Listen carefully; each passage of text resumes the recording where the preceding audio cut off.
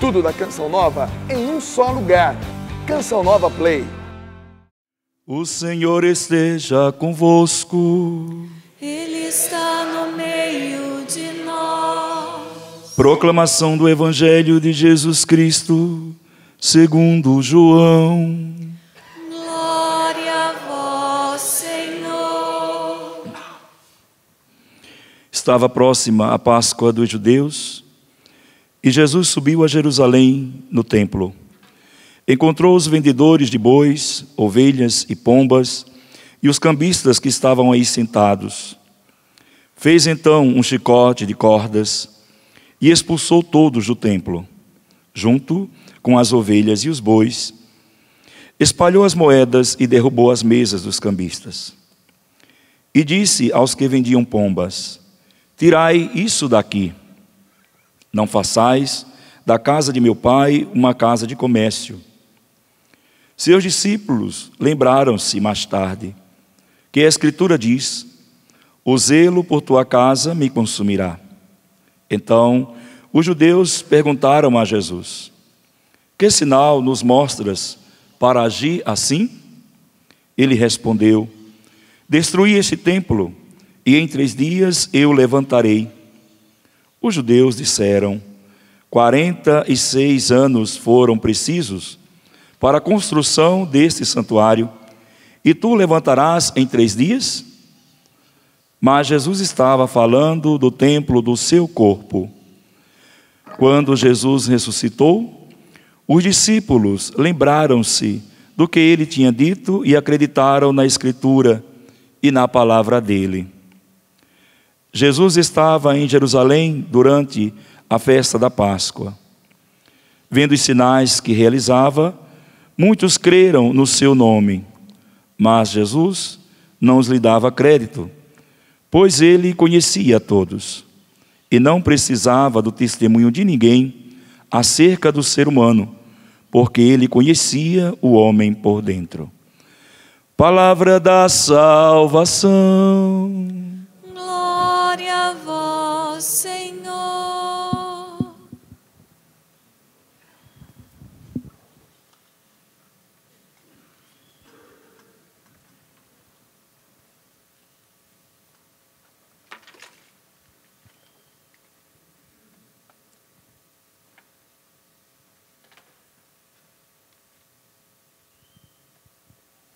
Depois da aliança com Noé e com Moisés, chegamos à mais importante aliança do Antigo Testamento, a aliança realizada pelo Senhor com o seu povo, por meio de Moisés.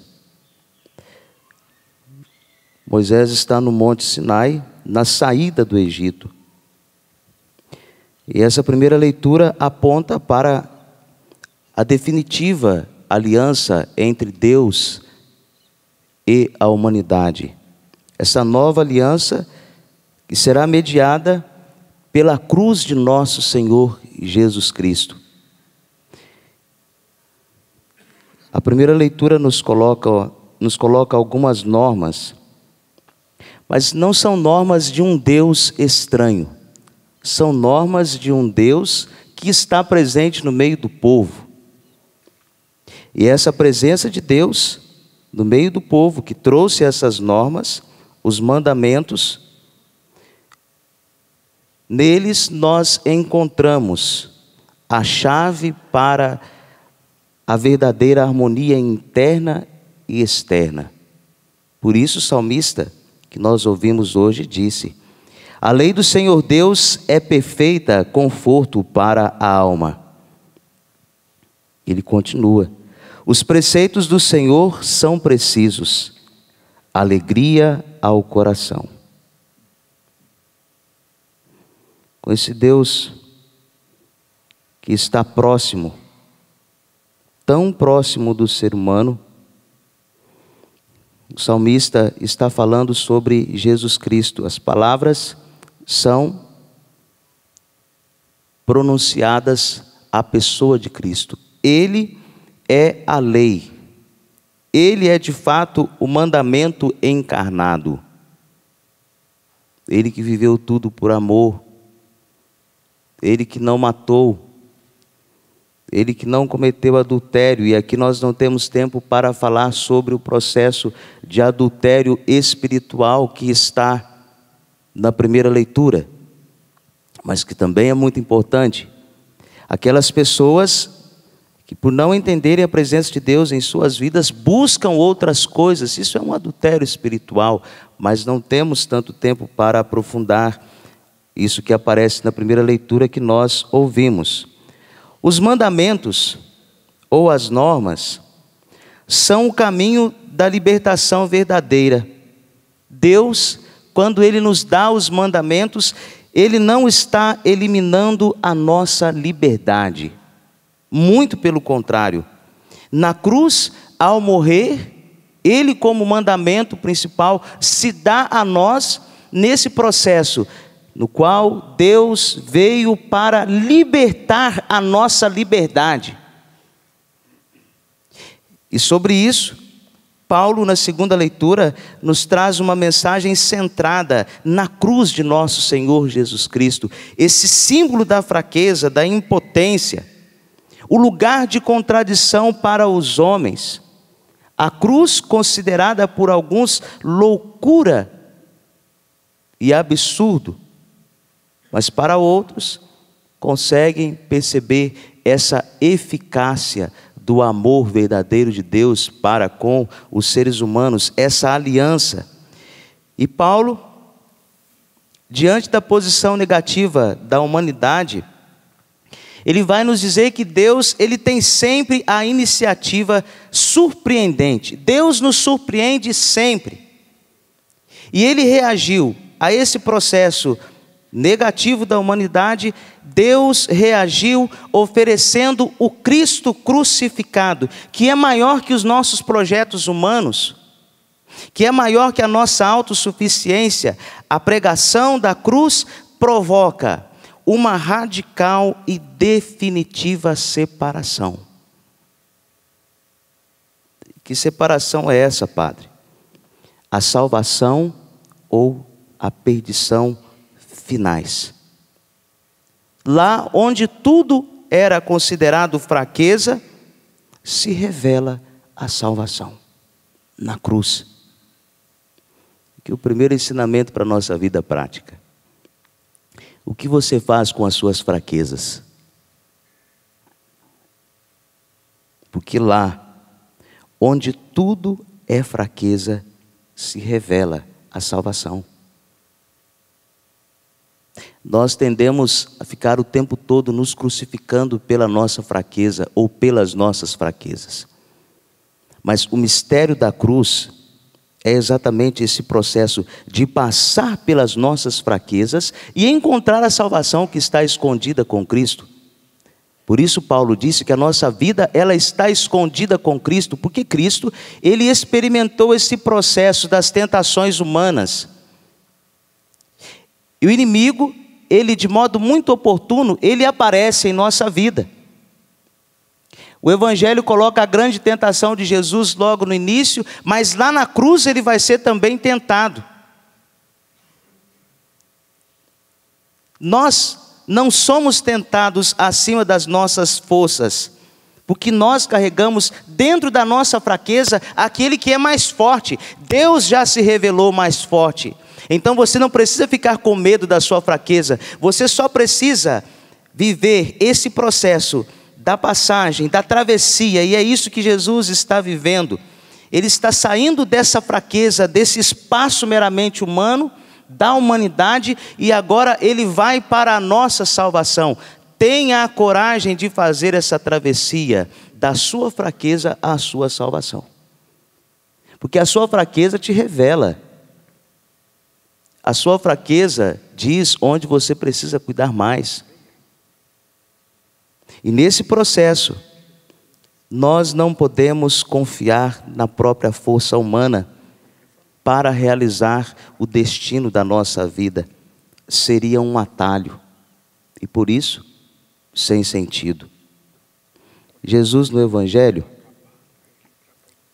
diz bem claro que estava próxima a festa da Páscoa dos judeus. E Jesus, ele subiu inclusive para Jerusalém. Porque se aproximava a festa da Páscoa, Cristo, ele despertou impressões assustadoras na multidão e também em seus discípulos. Por quê? O que estava escondido por trás do gesto de Jesus no evangelho de hoje? Friamente falando, Jesus estava louco. Como que chega no templo quebrando tudo? Se eu saísse aqui agora quebrando os bancos, vocês diriam, o padre ficou? Não era isso que vocês iriam dizer? Sim ou não? Aí sairíamos do ar, aconteceu alguma coisa lá com o padre. É o que Jesus está fazendo no evangelho. Mas quantas vezes também nós somos julgados e julgamos? Porque não compreendemos a profundeza, a profundidade dos atos das pessoas. A profundidade escondida por trás das palavras. Jesus hoje, ele tem a atitude do profeta, que age em nome de Deus, porque é Deus também, e realiza a denúncia. Não façais da casa do meu pai uma casa de comércio, porque termina o evangelho dizendo que Deus conhece o ser humano, Ele nos conhece por dentro. Quantas vezes nós não prestamos atenção à bagunça que nós fazemos dentro, por exemplo, do nosso quarto, da nossa casa, e dentro da igreja também. Quanta bagunça eu tenho ouvido e percebido na igreja ao longo dos dias. Mas também dentro do meu coração eu percebo muita bagunça, não é apenas fora. Mas porque não compreendemos essa atitude do Cristo de denunciar, porque Ele conhecia o coração humano. O povo estava se perdendo. O povo estava fazendo da casa de Deus uma casa de comércio. Tinham o dinheiro por Deus. A quem você tem por Deus? E são coisas que vão entrando na nossa vida bem devagar. É devagar, é devagar. Vai entrando bem devagar na nossa vida. E aí Jesus, como profeta, ele age denunciando. Cristo não é violento. Porque o processo da violência fora e dentro de nós nos desumaniza.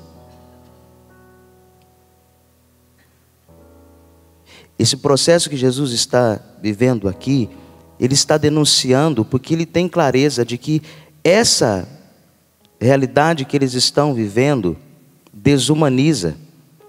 Quando nós colocamos outras coisas no lugar de Deus, nós passamos por um processo de desumanização.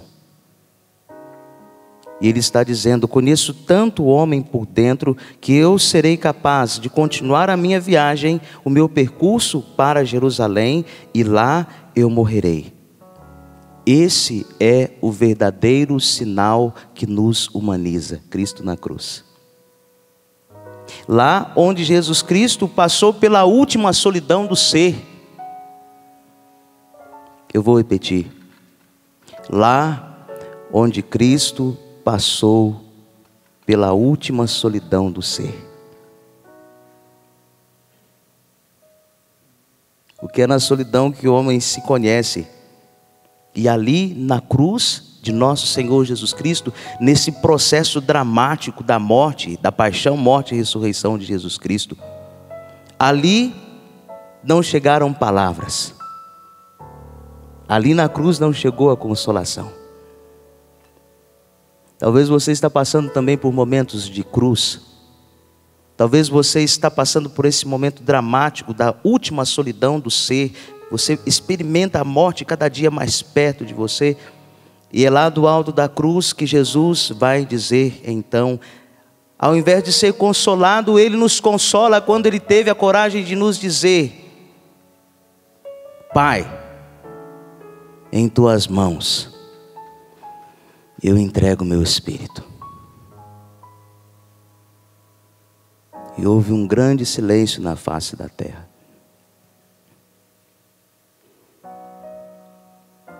Pai,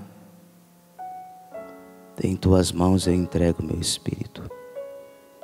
Agora já não existem mais o salmo que nós ouvimos. Não existem mais palavras de vida eterna, existe uma única palavra. Pai, em tuas mãos eu entrego meu espírito. Aos músicos, apenas uma palavra.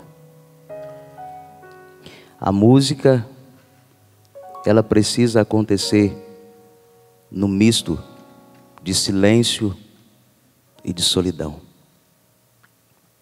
Porque Cristo venceu a morte e foi silenciado. Muitas pessoas precisam da sua música para terem a dor silenciada dentro do coração. Vencestes a morte e nada é impossível para ti. Vencestes a morte e nada é impossível para ti. Nada é impossível para ti. Nada é impossível para ti. Estás entre nós e nada é impossível para ti. Estás entre nós e nada é impossível para ti. Nada. Nada é impossível para ti. Nada é impossível para ti. Por que duvidar? Por que duvidar? Se nada é impossível para ti. Por que duvidar? Se nada é impossível para ti. Nada. Nada é impossível para ti.